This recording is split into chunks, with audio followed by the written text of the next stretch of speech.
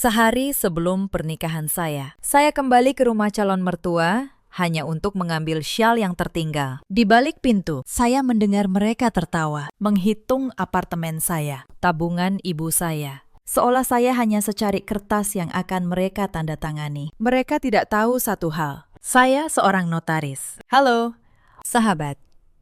Selamat datang kembali di kanal ini. Tempat kita berbagi kisah nyata tentang perempuan yang nyaris menyerahkan seluruh hidupnya, lalu memilih berhenti tepat waktu. Jika cerita malam ini menyentuh hati Anda, tekan suka dan berlangganan, agar Anda tidak ketinggalan kisah berikutnya. Malam itu Jakarta turun hujan tipis. Saya melaju pulang dari kawasan Kelapa Gading, dan baru setengah jalan, saya sadar syal itu tertinggal. Saya memutar balik. Saya tidak tahu, putaran setir itu akan mengubah seluruh hidup saya. Nama saya Anindya Kusuma, 32 tahun. Saya bekerja sebagai notaris di sebuah kantor di kawasan Kuningan, Jakarta Selatan.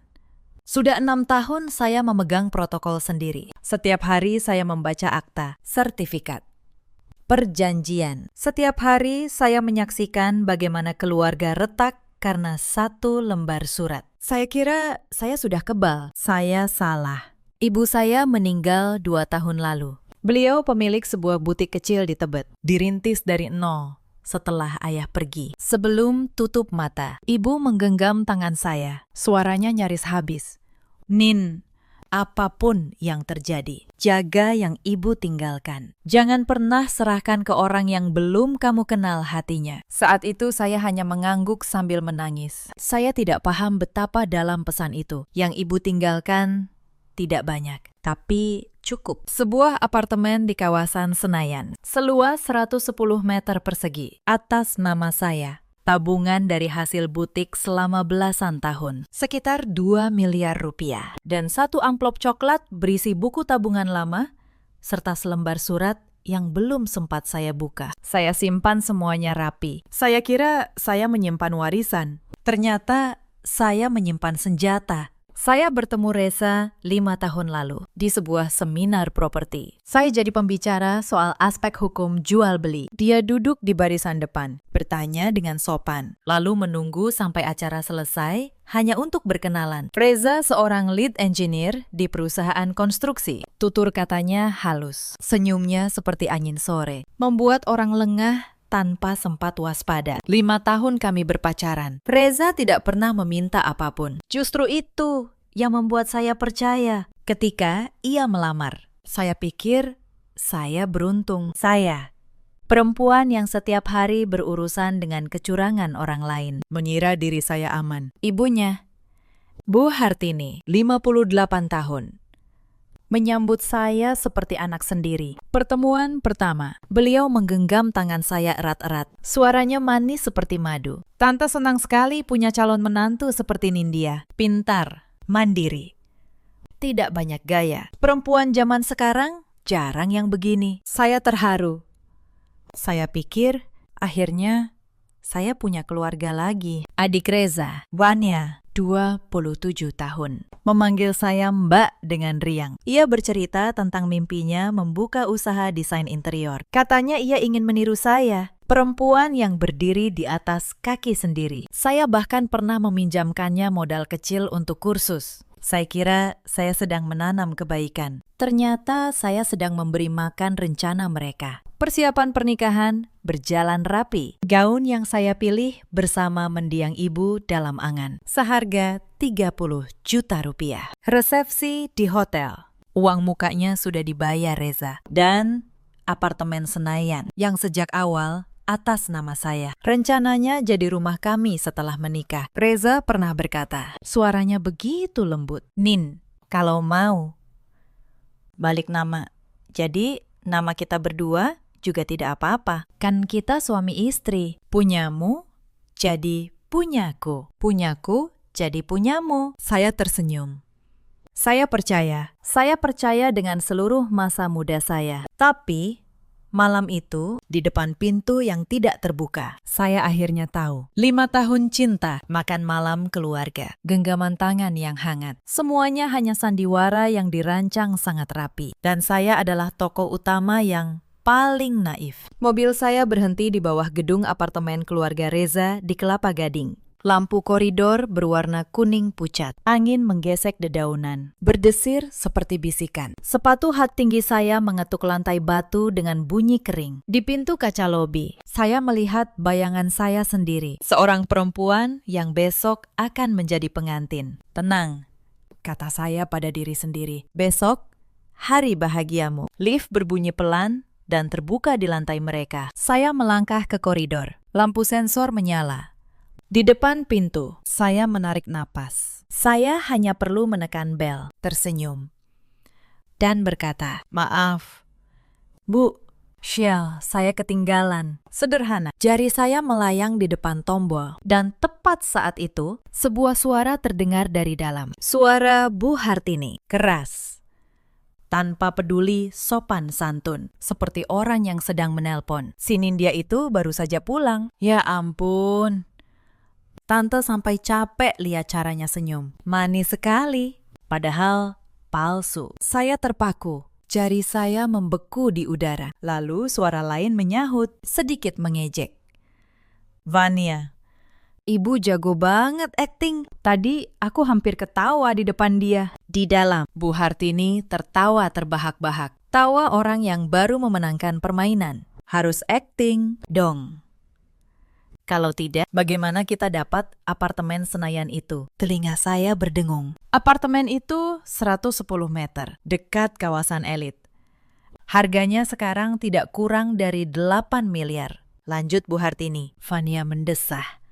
Suaranya bersemangat seperti anak kecil dapat hadiah. Nanti setelah menikah, Mas Reza tinggal bujuk balik nama. Mas kan engineer, ngerti surat-surat. Abis itu, kita jual. Cukup buat Mas Reza buka perusahaan sendiri. Balik nama, jual. Setiap kata seperti tamparan. Bukan di wajah, langsung ke harga diri saya. Saya, yang setiap hari mengurus akta balik nama orang lain, kini didengar sedang direncanakan untuk dirampok dengan cara yang sama persis. Bu Hartini melanjutkan, suaranya makin ringan. Bukan cuma apartemennya, ibunya dulu kan punya butik. Pasti ninggalin tabungan banyak. Suruh Reza bujuk pelan-pelan. Biar uangnya dipegang kita. Nanti Vania mau beli mobil. Ibu bantu. Saya bersandar di dinding koridor. Kaki saya lemas. Keringat dingin mengalir di punggung. Meresap lewat blus. Kalimat manis Bu Hartini hari ini berubah menjadi sesuatu yang menjijikan. Senyum ramahnya, genggaman hangatnya. Tante sudah anggap kamu seperti anak sendiri. Semuanya drama murahan. Sementara di luar, saya berdiri membatu. Tangan masih melayang di depan bel, tak mampu menekan. Pintu kayu di hadapan saya tidak terbuka, namun kata-kata dari dalam menembus telinga, menusuk jantung, lebih tajam dari pisau manapun. Di dalam, mereka sama sekali tidak tahu. Calon menantu mereka sedang mendengar setiap kata. Oh ya. Satu lagi, kata Bu Hartini. Nanti di pernikahan, Vania pura-pura terharu, ya. Bilang betapa Mas Reza sayang Nindya. Biar kerabat dua pihak lihat Reza, pria bertanggung jawab. Vania tertawa cekikikan. Tenang, Bu. Vania sudah siapkan. Nanti pas acara, aku tuang minum lebih banyak buat Mbak Nindya. Kalau sudah mabuk, gampang diatur. Saya bergidik. Bukan karena dingin, karena jijik. Saat itu juga, sesuatu di dalam diri saya hancur berkeping. Bukan cinta, tapi ilusi. Ilusi bahwa jika saya cukup tulus, cukup sabar, cukup mencintai, saya akan mendapat keluarga yang baik sebagai balasan. Saya memejamkan mata. Air mata tidak jatuh. Mungkin karena terlalu syok. Mungkin karena sakitnya sudah melewati batas untuk menangis. Di kepala saya bukan lagi pertanyaan mengapa, tapi satu pikiran yang sangat jernih. Saya harus menyelamatkan diri saya sendiri. Tangan saya gemetar, tapi pikiran saya luar biasa terang. Saya keluarkan ponsel. Jari saya meluncur, menyalakan perekam suara. Perlahan, saya membungkuk, mendekatkan ponsel ke celah bawah pintu. Di dalam, percakapan masih berlanjut, bahkan makin terang-terangan. Setelah Nindya menikah, urusan kita selesai, kata Bu Hartini. Anak itu baik, takut omongan orang. Kalau dia mau macam-macam, dia tidak akan berani. Vania menimpali. Iya, orang luar cuma lihat keluarga kita baik. Kalau dia yang minta cerai, semua orang bakal hujat dia. Menantu tidak tahu terima kasih. Saya mendengar setiap kata. Jantung saya seperti diremas. Tapi tangan saya tetap memegang ponsel. 3 menit terasa seperti 3 tahun. Ketika saya rasa cukup, saya hentikan rekaman. Saya masukkan ponsel ke tas. Saya berdiri tegak, tidak lagi gemetar. Pintu itu tidak akan pernah saya masuki sebagai seorang menantu. Saya berbalik. Sepatu hak saya mengetuk lantai lebih keras dari saat datang. Setiap langkah seperti menginjak kepingan masa lalu saya sendiri. Di lift, cermin memantulkan wajah saya yang pucat, bibir terkatup. Tatapan kosong namun dingin. Saya melihat diri saya, lalu tertawa hambar. Nindya, kamu memang bodoh. Tapi setidaknya kamu sadar tepat waktu. Mobil melaju menembus malam. Lampu jalanan Jakarta menjadi garis cahaya yang kabur. Saya tidak pulang ke arah rumah keluarga Reza lagi. Saya menuju apartemen sewaan saya yang lama di Bintaro. 30 meter persegi. 1 kamar. 1 ruang tamu yang menyatu dengan dapur. Kecil. Tapi malam itu, hanya di sanalah saya merasa aman. Saya membuka pintu. Udara dingin menyambut. Di gantungan baju, gaun pengantin putih tergantung diam. Bergoyang pelan ditiup angin jendela. Cahaya bulan membuat lapisannya memantulkan cahaya dingin. Seperti mimpi indah yang rapuh. Saya memandanginya lama, lalu berkata pelan, "Cantik sekali." Ya. Sampai hampir mengubur hidup saya. Saya tidak tidur malam itu. Bukan karena menangis. Karena pikiran saya terlalu jernih. Jernih dengan cara yang menakutkan. Setiap senyum palsu keluarga Reza terus berputar di kepala seperti film lambat. Saya berbaring, tangan di atas dada, merasakan jantung yang masih berdetak teratur, masih hidup. Hanya saja, tidak ada lagi antusiasme menanti hari esok. Menjelang subuh, saya bangun. Saya nyalakan lampu meja, lalu menarik laci paling bawah meja kayu tua. Di dalamnya, dokumen yang tersusun rapi. Sertifikat apartemen Senayan atas nama saya, kontrak kerja, dan amplop coklat peninggalan ibu yang belum pernah saya buka. Tangan saya gemetar saat menyentuh amplop itu. Saya teringat suara ibu.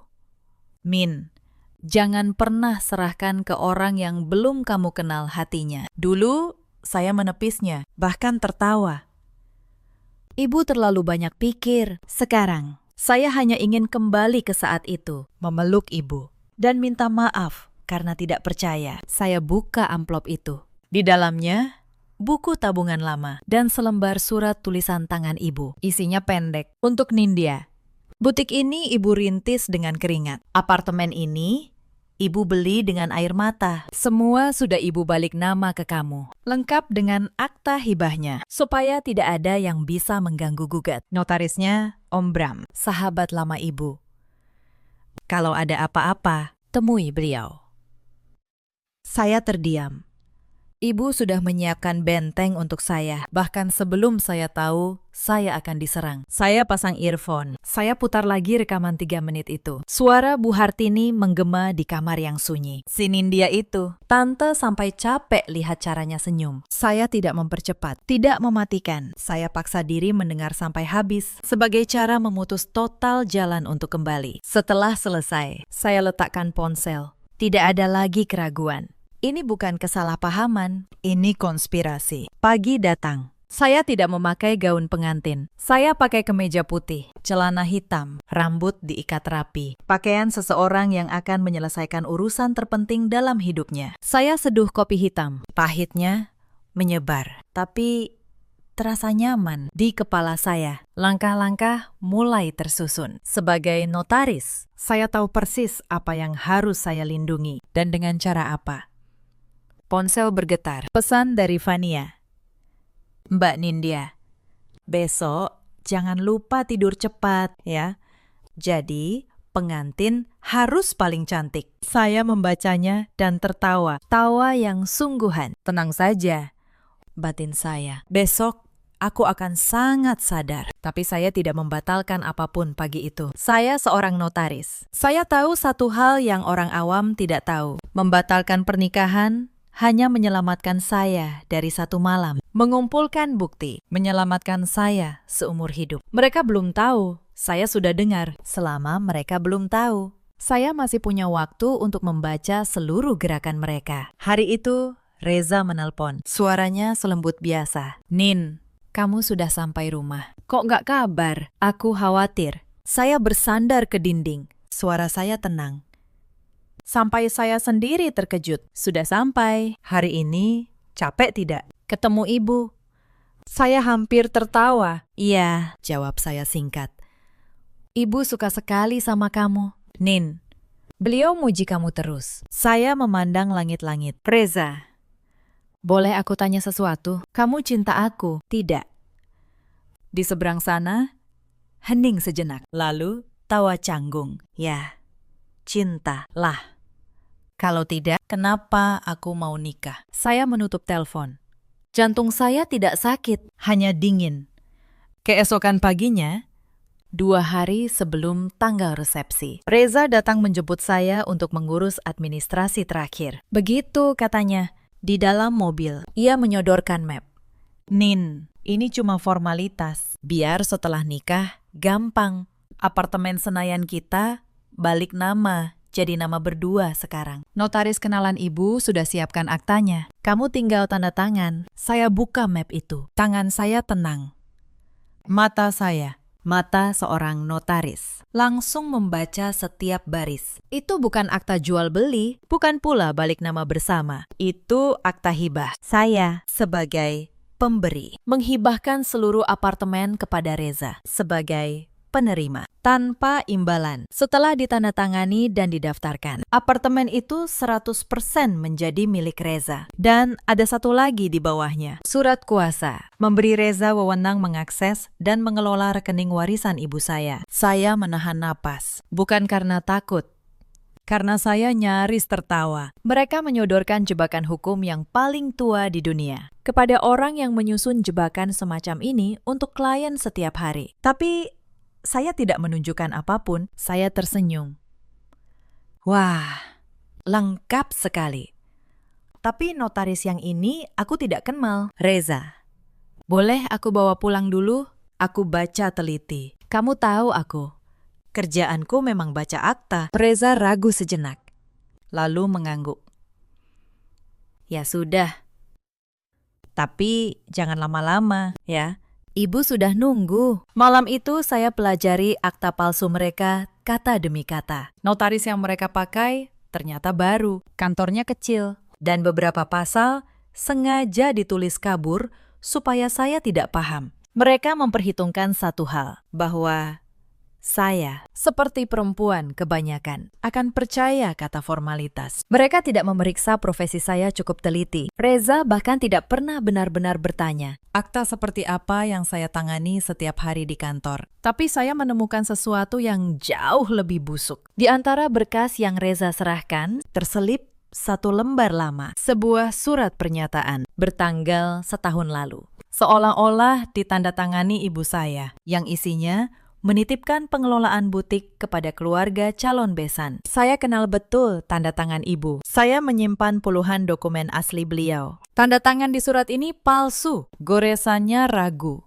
Tekanannya salah. Seseorang telah memalsukan tanda tangan ibu saya yang sudah meninggal. Tangan saya dingin. Ini bukan lagi soal apartemen. Ini pidana. Sambil menatap akta palsu itu, ingatan-ingatan lama tiba-tiba berdatangan. Dan kali ini saya melihatnya dengan jernih. Tanda-tanda itu sebenarnya selalu ada. Saya saja yang memilih tidak melihat. Setahun lalu, tak lama setelah ibu meninggal, Bu Hartini pernah datang ke apartemen Bintaro. Beliau berkeliling, memegang dinding, melihat-lihat. Lalu bertanya dengan nada seolah peduli, "Nindya, apartemen Senayan peninggalan ibumu itu sudah atas nama siapa sekarang? Kamu sudah urus surat-suratnya. Jangan sampai ada masalah." Loh, Tante khawatir. Saat itu, saya terharu. Mengira beliau benar-benar peduli. Sekarang saya tahu. Beliau sedang menghitung. 6 bulan lalu, Reza pernah berkata, Sambil memeluk saya dari belakang. "Nin, Kalau nanti kita nikah, semua jadi milik bersama, ya. Aku tidak mau ada batas antara punyaku dan punyamu. kita kan satu. Dulu kalimat itu membuat saya merasa dicintai. Sekarang saya mengerti. Ia sedang menyiapkan jalan. Bahkan, tabungan butik ibu 3 bulan lalu. Pernah ditanyakan Fania dengan polos, Mbak, butik almarhumah ibu Mbak dulu laku berapa sebulan? Pasti tabungannya banyak, ya. Saya jawab apa adanya, tidak curiga.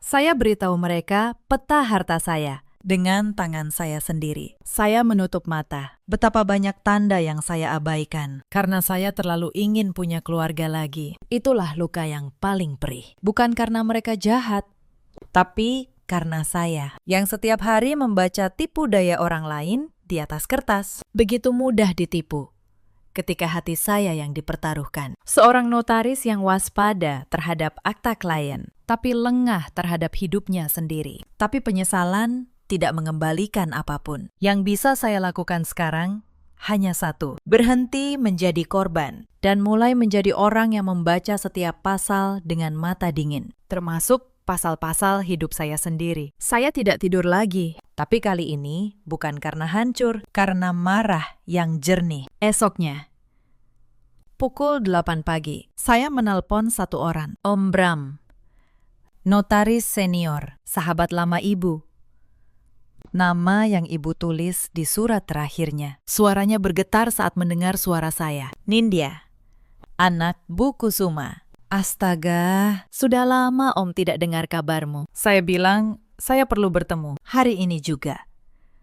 Soal warisan ibu. Beliau langsung menyuruh saya datang. Di kantor, Om Bram. Saya bentangkan semuanya. Sertifikat asli atas nama saya. Akta hibah asli dari ibu yang Om Bram sendiri dulu yang buat. Akta hibah palsu yang Reza sodorkan, surat pernyataan dengan tanda tangan ibu yang dipalsukan, dan rekaman 3 menit itu, Om Bram mendengarkan rekaman sampai habis, lalu melepas kacamatanya pelan. Nindya, katanya, kamu tahu artinya semua ini secara hukum? Tahu. Jawab saya notaris. Saya tahu persis. Om Bram menjelaskan, meski saya sudah tahu, untuk menegaskan langkah. Apartemen dan tabungan itu harta bawaan saya, warisan dari ibu. Secara hukum, harta bawaan tetap milik saya, bahkan setelah menikah, selama tidak ada percampuran. Akta hibah yang mereka sodorkan tidak sah jika saya tidak menandatanganinya dengan kehendak bebas. Dan tanda tangan ibu yang dipalsukan. Itu pemalsuan dokumen. Ada ancaman pidananya. Mereka kira menjebak perempuan lugu, kata Om Bram. Mereka tidak tahu sedang berhadapan dengan 2 notaris sekaligus. Saya pulang dengan 1 map baru. Bukan akta hibah, tapi rencana. Langkah pertama, amankan semua dokumen asli di tempat yang tidak mereka jangkau. Langkah kedua, ganti kunci apartemen Bintaro dan blokir sementara akses rekening yang mungkin sudah mereka intip. Langkah ketiga, biarkan mereka mengira saya masih akan datang ke pelaminan. Sebab di pelaminan itulah semua kerabat 2 keluarga akan berkumpul. Dan di sanalah kebenaran paling pantas dibacakan. Sore itu, Bu Hartini menelpon. Suaranya kembali manis seperti madu. Nindya, sayang, akta yang Reza kasih sudah kamu tanda tangan. besok kan acara. Biar ibu tenang. Saya tersenyum ke arah jendela. Sudah saya baca semua. Bu, sangat teliti. Besok semuanya akan beres. Bu, saya janji di seberang. Bu Hartini tertawa puas. Beliau pikir beliau menang. Beliau tidak tahu. Kata beres dari mulut seorang notaris punya arti yang sangat berbeda. Tapi sore itu juga, sesuatu hampir membongkar semuanya. Reza menelpon, dan untuk pertama kalinya, suaranya tidak selembut biasa. Ada nada curiga di sana. Min, kata notaris kenalan ibu. Kamu belum kirim balik aktanya.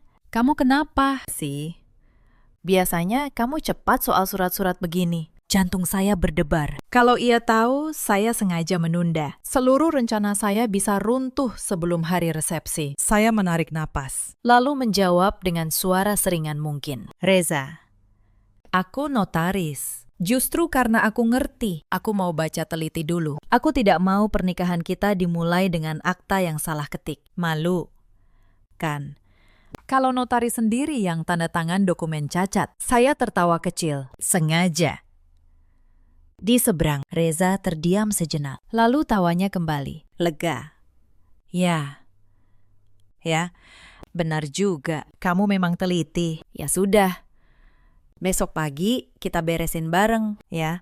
Saya menutup telepon. Dan tangan saya basah oleh keringat. Nyaris. Tapi saya berhasil. Profesi yang dulu membuat mereka mengincar saya, kini menjadi tameng saya. Sejam kemudian, Bu Hartini datang sendiri ke apartemen Bintaro tanpa pemberitahuan. Beliau mengetuk pintu, tersenyum. Membawa rantang berisi opor. Tante bawakan makanan. Sayang, besok kamu pasti sibuk. Tapi matanya tidak pada saya. Matanya menyapu seluruh ruangan, mencari sesuatu. Saya tahu beliau sedang mencari dokumen atau tanda bahwa saya curiga. Saya biarkan beliau masuk. Saya layani dengan ramah. Saya pastikan tidak ada satupun berkas terlihat. Semua bukti sudah aman bersama Om Bram dan di brankas kantor. Yang ada di apartemen hanya gaun pengantin dan secangkir kopi. Bu Hartini duduk, mengamati saya lama. Nindya, kamu yakin tidak ada yang mengganjal di hati? Tante perhatikan. Kamu agak beda beberapa hari ini. Saya menatap beliau lurus, lalu tersenyum semanis yang saya bisa. Meniru senyum yang dulu beliau pakai pada saya. Tidak ada apa-apa, Bu.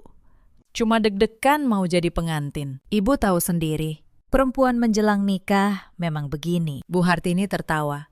Akhirnya tenang. Tante kira apa? Ya sudah. Istirahat yang cukup, ya. Besok hari besar kita. Kata kita itu sekarang terdengar seperti lelucon yang paling pahit. Setelah beliau pergi, saya bersandar di pintu yang baru saja saya kunci. Saya nyaris tertawa dan nyaris menangis dalam waktu bersamaan. Mereka sudah begitu dekat dengan kemenangan, sampai berani datang mengintai ke sarang saya sendiri. Dan saya harus tersenyum kepada perempuan yang merancang perampasan hidup saya sambil menyuguhkan teh. Tapi tidak apa-apa, besok senyum itu akan saya kembalikan di tempat yang tepat, di depan orang yang tepat. Malam terakhir sebelum hari resepsi, Fania mengirim pesan lagi. Mbak Nindya, aku sudah siapin sambutan terharu buat besok. Bakal nangis beneran nih. Saya membalas, untuk pertama kalinya dengan tenang sepenuhnya. Bagus. Vania, simpan air matamu. Besok kamu mungkin benar-benar butuh. Saya kirim. Lalu saya matikan lampu. Untuk pertama kalinya dalam 3 hari, saya tidur nyenyak. Tetapi mereka tidak berhenti. Sehari sebelum resepsi, Reza mengajak saya makan malam di rumah keluarganya. Katanya, makan terakhir sebagai keluarga sebelum resmi jadi satu. Saya tahu, itu jebakan emosi. Tapi, saya datang. Bukan karena percaya. Karena saya ingin melihat sampai sejauh mana mereka berani bersandiwara. Dan saya ingin merekam lebih banyak. Di meja makan, Bu Hartini memasak rendang. Beliau menaruh potongan terbaik di piring saya, sambil tersenyum. Makan yang banyak. Sayang, besok kamu jadi pengantin tercantik. Fania menyenggol lengan saya manja. Mbak, nanti kalau apartemen sudah balik nama, aku boleh ikut desain interiornya, ya. Aku sudah punya banyak ide buat ruang tamunya. Saya nyaris tersedak. Mereka bahkan sudah membagi-bagi rumah saya di kepala mereka, sambil menyuapi saya rendang. Saya tersenyum dan menjawab manis. Tentu, Vania. Ide-idemu pasti menarik. Di bawah meja, jari saya menekan tombol rekam sekali lagi. Reza, sepanjang malam, memainkan perannya dengan sempurna. Ia menggenggam tangan saya, menatap saya seolah saya satu-satunya perempuan di dunia. Nin, aku beruntung sekali dapat kamu, bisiknya. Dulu, kalimat itu akan membuat hati saya hangat. Malam itu, kalimat itu hanya membuat saya merinding. Saya tatap matanya. mencari jejak cinta yang dulu saya kira ada di sana. Tidak ada, hanya perhitungan, dibungkus kelembutan. 5 tahun saya menatap mata itu dan tidak pernah benar-benar melihatnya. Malam itu saya melihat. Sebelum pulang, Bu Hartini menahan saya di pintu. Suaranya merendah, mendesak. Nindya, aktanya, jangan lupa kamu tanda tangani malam ini, ya. Besok pagi, mau ibu antar sendiri ke notaris kenalan ibu, biar cepat. Sebelum acara, semua harus beres. Beliau menggenggam tangan saya erat, terlalu erat. Di balik senyumnya, saya bisa merasakan ketamakan yang nyaris tak sabar lagi. Saya mengangguk pelan. Beres. Bu, besok semua pasti beres. Kata yang sama, arti yang berbeda. Malam itu, di apartemen Bintaro, saya tidak menandatangani apapun. Sebaliknya, saya susun ulang seluruh bukti. Rekaman pertama di koridor, rekaman kedua di meja makan. Sertifikat asli, akta hibah asli ibu, akta hibah palsu mereka, surat dengan tanda tangan palsu. Saya buat 3 salinan dari semuanya. Saya titipkan 1 set kepada Om Bram. 1 set saya simpan di brankas kantor. 1 set saya bawa sebagai notaris. Saya tahu satu prinsip yang tidak pernah salah. Bukti yang hanya ada di satu tempat, sama saja dengan tidak ada. Mereka punya rencana licik. Tapi saya punya sesuatu yang tidak mereka punya. Saya punya bukti dan saya tahu hukum. Tetapi pagi hari resepsi, ada satu hal yang belum saya hitung. Pukul 6, ponsel saya berbunyi. Bukan Reza, bukan Fania, tapi nomor tak dikenal. Saya angkat. Suara perempuan tua, gemetar. Apakah ini Nak Nindya? Saya Bu Asih. Dulu pernah kerja di rumah keluarga Hartini. Saya mengernyit. Iya. Bu, ada apa? Bu Asih bercerita cepat. Takut ada yang dengar. Ia pembantu lama keluarga Reza. Baru saja diberhentikan karena dianggap terlalu banyak tahu. Nak, saya tidak tega. Saya dengar mereka mau menjebak Nak Nindya. Apartemen, tabungan ibu Nak. Saya pernah lihat mereka menyuruh orang meniru tanda tangan. Saya cuma pembantu, tapi saya tidak bisa diam. Suaranya pecah. Ibu Nak dulu pernah kasih saya uang waktu anak saya sakit. Saya hutang budi sama almarhumah. Tangan saya gemetar memegang ponsel. Bukan karena takut, karena untuk pertama kali dalam 3 hari, ada orang asing yang berdiri di pihak saya. Bu Asih, kata saya pelan. Ibu bersedia menceritakan yang ibu lihat secara resmi. Kalau nanti dibutuhkan, hening sejenak. Lalu, suara mantap. Bersedia. Nah, demi almarhumah ibumu. Saya tutup telepon. 1 keping terakhir dari mozaik itu kini lengkap. Saya tidak hanya punya rekaman, saya punya saksi. Saya kembali ke kantor Om Bram pagi itu. Sebelum berangkat ke hotel, kami siapkan semuanya. Salinan sertifikat asli. Akta hibah asli ibu. Sah. Terdaftar. Tak terbantahkan. Perbandingan tanda tangan asli dan palsu dicetak berdampingan agar siapapun bisa melihat bedanya. Rekaman suara sudah dipindahkan ke beberapa tempat agar tidak bisa hilang. Dan 1 map tertutup berisi draft laporan yang sudah Om Bram bantu rapikan. Siap diajukan jika mereka memilih jalan keras. Nindya, kata Om Bram sebelum saya pergi. Kamu yakin mau melakukannya di depan banyak orang? Kamu bisa selesaikan ini diam-diam lewat jalur hukum. Lebih aman. Saya menggeleng. Mereka merancang sandiwara di depan banyak orang. Mereka berniat membuat saya yang terlihat jahat kalau saya mundur. Maka biar banyak orang juga yang melihat siapa mereka sebenarnya. Saya tidak akan teriak, saya tidak akan menangis. Saya cuma akan membaca dokumen, seperti yang saya lakukan setiap hari. Dari kantor Om Bram, pagi itu saya sempat mampir sebentar ke kantor saya sendiri. Mbak Yuli, asisten saya, terkejut melihat saya datang. Bu Nindya, bukannya hari ini acara ibu, kok ke kantor? Saya tersenyum tipis. Ada 1 akta yang harus saya pastikan dulu. Yuli, akta paling penting dalam hidup saya. Yuli tidak paham, tapi ia membantu saya membuka arsip, mencetak salinan sertifikat, dan menyiapkan perbandingan dokumen. Tangannya cekatan. Seperti biasa, Saat saya membandingkan tanda tangan ibu yang asli dengan yang palsu di layar, Yuli yang berdiri di samping saya ikut menahan napas. Bu, ini tanda tangannya beda. Yang ini dipalsukan, ya. Saya mengangguk. Iya, Yuli. Dan yang membuatnya, orang yang besok seharusnya jadi keluarga saya. Yuli terdiam, lalu menggenggam tangan saya. Bu, hati-hati. Tapi saya percaya ibu. Ibu paling teliti soal dokumen.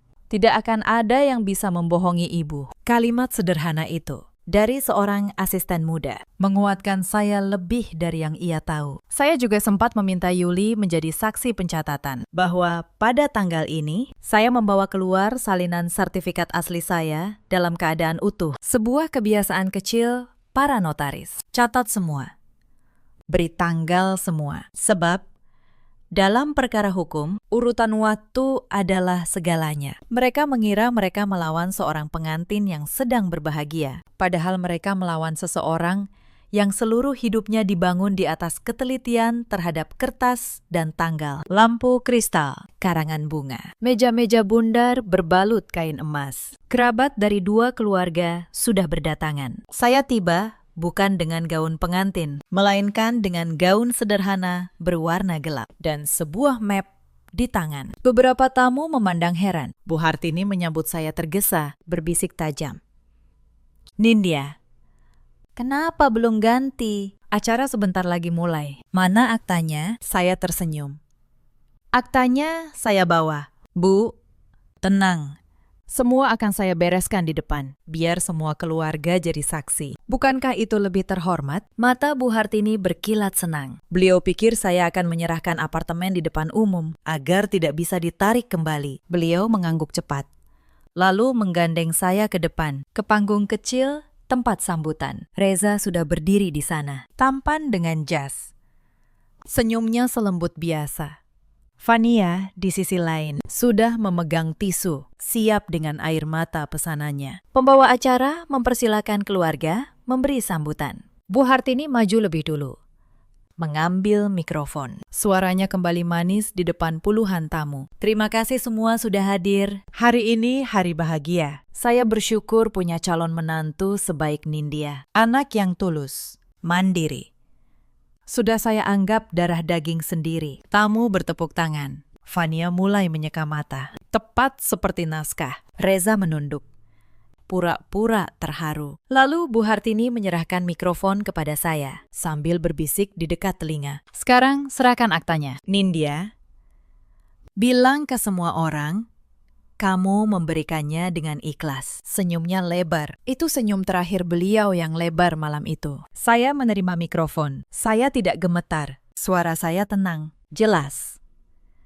Terdengar sampai sudut ruangan. Terima kasih, Bu Hartini, atas kata-katanya. Sebelum saya menyerahkan apapun, izinkan saya, sebagai seorang notaris, membacakan beberapa dokumen supaya semua yang hadir menjadi saksi yang sah. Bukankah itu yang ibu mau? Di depan banyak orang, ruangan hening. Bu Hartini tersenyum bingung, masih mengira ini bagian dari rencananya. Tentu, sayang.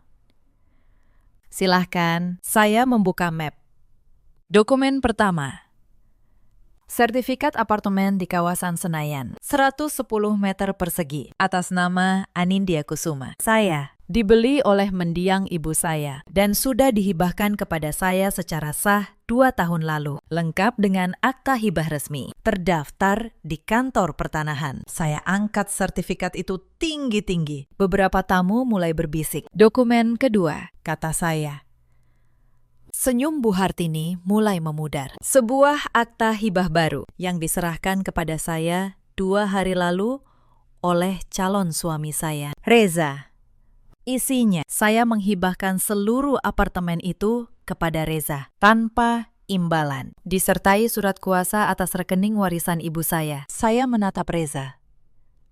Wajahnya mulai pucat. Reza menyebutnya formalitas. Padahal ini pemindahan seluruh harta saya kepadanya. Sebagai notaris, saya bisa pastikan ini bukan formalitas. Ini perampasan yang dibungkus surat. Suara berbisik di ruangan makin keras. Bu Hartini maju selangkah. Suaranya mulai panik. Nindya, kamu salah paham. Itu cuma supaya gampang setelah menikah. Saya mengangkat tangan. Tenang, saya belum selesai. Bu, Dokumen ketiga, saya keluarkan 2 lembar kertas. Saya angkat berdampingan. Di sebelah kiri, tanda tangan asli ibu saya dari dokumen yang saya simpan. Di sebelah kanan, tanda tangan ibu saya di sebuah surat bertanggal setahun lalu. Tapi ibu saya sudah meninggal 2 tahun lalu. Beliau tidak mungkin menandatangani surat ini.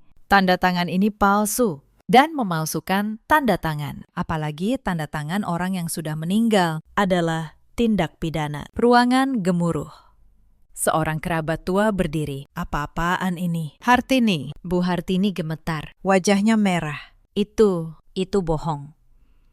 Mana buktinya kalau bukan dia sendiri yang bikin? Saya tersenyum tipis. Bukti. Bu, tentu ada. Saya keluarkan ponsel. Dokumen keempat. Sebuah rekaman 2 hari lalu. Di apartemen ibu di Kelapa Gading. Saya tekan tombol. Dan di tengah ruangan resepsi yang megah itu, suara Bu Hartini sendiri menggema dari pengeras suara. Harus acting dong. Kalau tidak, bagaimana kita dapat apartemen Senayan itu? Habis itu, kita jual. Cukup buat Reza buka perusahaan. Lalu, suara Fania. Ceria. Nanti pas acara. Aku tuang minum lebih banyak buat Mbak Nindya. Kalau sudah mabuk, gampang diatur. Ruangan seperti tersambar petir. Tamu-tamu menoleh ke Fania, yang tisunya terjatuh dari tangan. Air matanya, yang sudah disiapkan untuk berpura-pura, kini mengalir betulan. Karena ketakutan, Bu Hartini terhuyung. Reza berdiri kaku. Mulutnya terbuka, tapi tak ada suara keluar. Saya hentikan rekaman. Ruangan senyap total. Saya menatap mereka satu persatu. Suara saya tetap tenang. Dan justru karena tenang, terdengar lebih dingin dari teriakan manapun. Saya datang ke sini bukan untuk menikah. Saya datang untuk mengembalikan sandiwara ini kepada penulisnya. Bu Hartini, Reza, Vanya. Kalian merancang semua ini di depan banyak orang, supaya saya tidak berani melawan. Maka di depan banyak orang inilah saya melawan. Reza akhirnya bersuara. Gemetar. Nin, dengar dulu. Aku bisa jelaskan. Saya menoleh padanya. Dan untuk pertama kalinya malam itu, saya benar-benar tersenyum. Tidak perlu, Reza.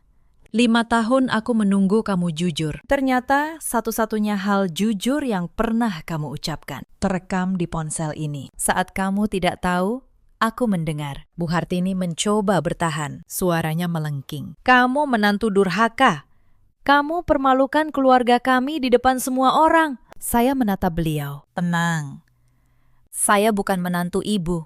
Saya tidak pernah jadi menantu ibu. Dan soal malu, Bu, yang mempermalukan keluarga ini bukan saya, tapi suara ibu sendiri yang baru saja kalian semua dengar. Saya berbalik ke arah para tamu dan menutup dengan kalimat yang sudah saya siapkan. Kalimat seorang notaris. Untuk para saksi yang hadir malam ini, saya ucapkan terima kasih. Kalian telah menyaksikan kebenaran. Apartemen tetap atas nama saya. Tabungan ibu saya tetap milik saya. Surat palsu itu akan saya tindak lanjuti melalui jalur yang semestinya. Pernikahan ini batal. Bukan karena saya gagal dicintai, tapi karena saya menolak dijadikan barang dagangan. Saya letakkan mikrofon, saya rapikan dokumen ke dalam map. Lalu, saya berjalan keluar, melewati meja-meja berbalut emas, melewati tamu-tamu yang terdiam, melewati Reza yang tak berani menatap saya. Sepatu saya mengetuk lantai marmer. Mantap. Tidak gemetar. Di pintu, Bu Asih, pembantu lama itu, berdiri di sudut. Beliau menunduk pelan kepada saya, matanya berkaca. Saya balas dengan anggukan. Terima kasih, ucap saya tanpa suara. Di luar hotel, malam Jakarta terasa lebih sejuk dari yang saya ingat. Saya berdiri sebentar di trotoar, menarik napas dalam-dalam. Tidak ada air mata, hanya rasa lega yang aneh. Seolah saya baru saja meletakkan batu besar dari pundak. Saya naik mobil, dan untuk pertama kali dalam 5 tahun. Saya menyetir tanpa memikirkan Reza sama sekali. Ponsel saya bergetar tanpa henti sepanjang jalan pulang. Pesan dari Reza, satu demi satu. Mula-mula marah. Kamu hancurkan semua. Lalu memohon, Nin, maafkan aku terpaksa. Ibu yang maksa, lalu mengancam. Kamu pikir kamu menang? Awas saja. Saya membaca semuanya dengan tenang. Lalu melakukan satu hal yang seharusnya saya lakukan jauh-jauh hari. Saya blokir semua nomor mereka. Bu Hartini, Reza, bannya satu persatu. Bukan karena marah, tapi karena saya tahu manipulasi emosional hanya bekerja kalau saluran komunikasi masih terbuka. Hari-hari berikutnya tidak mudah. Kabar menyebar cepat di kalangan kerabat. Sebagian bersimpati, sebagian, seperti yang sudah saya duga, justru berbisik bahwa saya terlalu kejam, mempermalukan keluarga calon suami di hari pernikahan. Kasihan Reza, kata mereka. Mungkin Nindya yang terlalu perhitungan. Saya pernah takut pada bisikan semacam itu dulu. Tapi sekarang saya tahu, orang yang menghakimi dari luar tidak pernah berdiri di tempat saya berdiri di depan pintu itu. Mendengar diri sendiri dihitung seperti barang. Saya tidak membiarkan urusan itu berhenti di pelaminan. Bersama Om Bram, saya tempuh jalur yang semestinya. Surat dengan tanda tangan ibu saya yang dipalsukan. Saya laporkan secara resmi. Bukan untuk balas dendam, tapi karena memalsukan tanda tangan orang yang sudah meninggal. Untuk merampas hartanya. Bukan perkara yang boleh dibiarkan hanya karena pelakunya tersenyum manis. Bu Asih dengan berani memberikan keterangan tentang apa yang pernah ia lihat. Keterangan seorang pembantu yang jujur ternyata jauh lebih berharga dari semua kata manis keluarga itu. Reza kehilangan lebih dari sekedar pernikahan. Reputasinya di lingkungan kerja yang selama ini ia jaga dengan citra pria baik-baik retak setelah cerita itu menyebar. Perusahaan impian yang ingin ia dirikan dengan uang hasil menjual apartemen saya tidak pernah ada. Bu Hartini, yang selama ini bangga menjadi nyonya yang dihormati di lingkungannya, kini dijauhi banyak kerabat yang dulu memujinya. Dan Fania, yang ingin meniru saya menjadi perempuan mandiri, harus belajar arti kata itu dengan cara yang pahit. Sebab tidak ada lagi Mbak Nindya yang mau meminjaminya modal. Saya tidak merasa menang. Itu hal aneh yang saya pelajari. Ketika keadilan datang, ia tidak terasa seperti kemenangan. Ia terasa seperti kelegaan yang sunyi. Saya tidak bersorak. Saya hanya akhirnya bisa tidur tanpa mimpi buruk. Beberapa minggu kemudian, saya kembali ke apartemen Senayan. Apartemen yang nyaris dirampas itu. Saya buka jendela lebar-lebar. Angin masuk, membawa cahaya sore. Saya pandangi ruangan yang dulu saya impikan jadi rumah pengantin. Sekarang ia bukan rumah pengantin. Ia rumah saya. Hanya saya. Dan itu ternyata lebih dari cukup. Di laci, saya simpan kembali amplop coklat ibu, beserta surat terakhirnya. Saya buka sekali lagi, membaca kalimat itu pelan-pelan. Jangan pernah serahkan ke orang yang belum kamu kenal hatinya. Saya tersenyum. Dan untuk pertama kalinya sejak ibu pergi, senyum itu tidak diiringi air mata. Sudah, Bu, bisik saya. Nindya sudah kenal hati mereka. Tepat waktu, saya juga akhirnya membalas budi Bu Asih dengan cara yang ibu saya pasti setujui. Saya bantu beliau mendapat pekerjaan yang lebih layak, di tempat yang menghargai kejujurannya. Almarhumah Ibu Nak baik sekali, katanya suatu hari, sambil menangis. Saya genggam tangan beliau. Ibu saya pernah bilang, kebaikan yang ditanam tidak akan pernah hilang. Cuma kadang ia kembali lewat jalan yang tidak kita duga. Hari itu, saya percaya betul pada kalimat ibu. Gaun pengantin yang dulu tergantung di apartemen Bintaro. Akhirnya saya lepas dari gantungannya. Saya tidak membakarnya. Saya tidak membuangnya dengan amarah. Saya lipat rapi. Lalu saya sumbangkan ke sebuah lembaga yang membantu perempuan memulai hidup baru. Mungkin suatu hari, gaun itu akan dipakai oleh perempuan lain yang menikah karena cinta yang sungguh-sungguh, bukan karena perhitungan. Itu akhir yang lebih baik untuk gaun secantik itu. Malam ini, Di apartemen yang sepenuhnya milik saya duduk di dekat jendela. Kota Jakarta berkelip di bawah. Saya menyeduh secangkir teh. Bukan kopi hitam untuk berjaga, melainkan teh hangat untuk beristirahat. Dan saya menulis baris terakhir dari babak hidup ini di buku catatan kecil saya. Dulu saya pikir kebahagiaan adalah dipilih, dipinang, dianggap pantas oleh keluarga orang lain. Sekarang saya tahu, kebahagiaan adalah berani memilih diri sendiri. Cerita ini mengajarkan satu hal sederhana, terutama bagi para perempuan di luar sana. Cinta saja tidak pernah cukup jika tidak ada kejujuran, keterbukaan, dan rasa hormat. Jangan karena takut tua, takut omongan orang, atau takut kesepian, lalu kita melangkah ke dalam kehidupan yang menukar harga diri kita. Dan jangan pernah berpikir bahwa pengorbanan otomatis akan dibalas dengan kebaikan. Kadang, orang melihat ketulusan kita justru sebagai pintu untuk masuk dan merampas. Ada banyak perempuan di luar sana yang seperti saya dulu, mengira bahwa cukup tulus, cukup sabar, cukup mencintai, maka mereka akan mendapat keluarga yang baik. Ada pula banyak laki-laki seperti Reza yang tutur katanya halus, tapi membiarkan keluarganya memperlakukan pasangannya sebagai aset. Dan ada pula para ibu seperti Bu Hartini yang menutupi keserakahan dengan senyum semanis madu. Kepada kalian yang sedang berdiri di depan keputusan besar, berhentilah sejenak. Dengarkan intuisi kalian. Periksa dokumen sebelum menandatangani. Kenali hati seseorang sebelum menyerahkan hidup. Dalam hidup, kita selalu punya pilihan. Pelajaran terbesar dari kisah ini adalah perempuan perlu mandiri secara finansial maupun secara perasaan dan berani menetapkan batas. Seseorang yang benar-benar mencintaimu tidak akan pernah menganggapmu sebagai harta yang bisa dibalik namanya. Ketika kamu cukup kuat untuk memilih dirimu sendiri, kamu tidak akan lagi takut kehilangan siapapun yang memang tidak pantas kamu pertahankan. Kisah saya berakhir di sini. Bukan dengan sebuah pernikahan, bukan pula dengan kemenangan yang gegap gempita, melainkan dengan seorang perempuan yang akhirnya tahu persis siapa dirinya, apa yang ia butuhkan, dan apa yang tidak. Terkadang, berhenti tepat waktu adalah langkah maju yang paling penting dalam hidup. Jika kisah malam ini menemani Anda, ceritakan pengalaman kalian di kolom komentar. Mungkin ada perempuan lain